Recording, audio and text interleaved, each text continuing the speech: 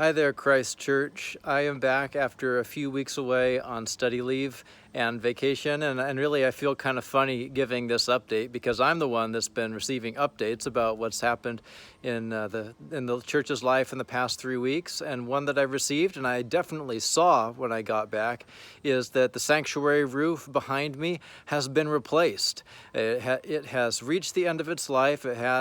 And now we have a new sanctuary roof that will stand up to all kinds of weather and continue to serve the church well for lots of years.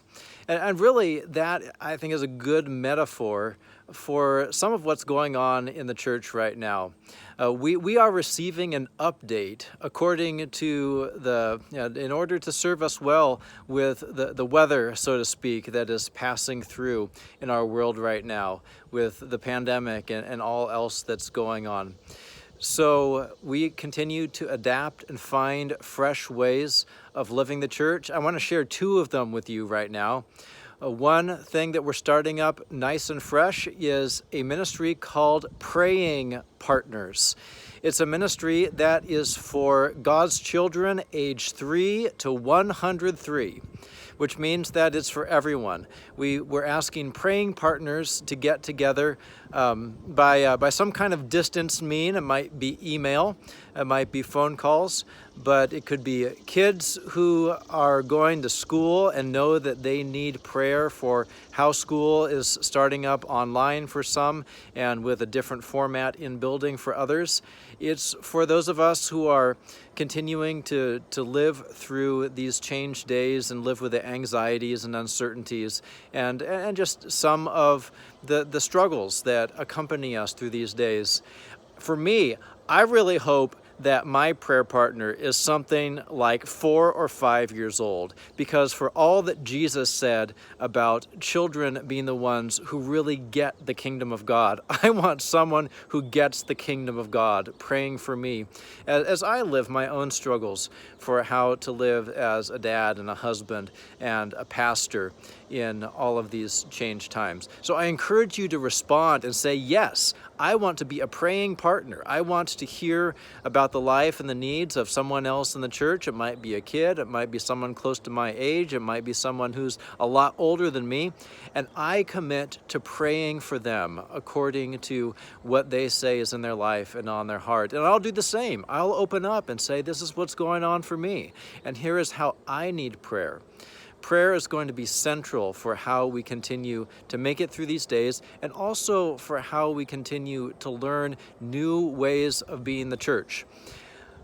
Another new way of being the church for doing children's ministry is coming up a week from this Sunday on August 16th at 3:30. We're going to have an event called Hoops.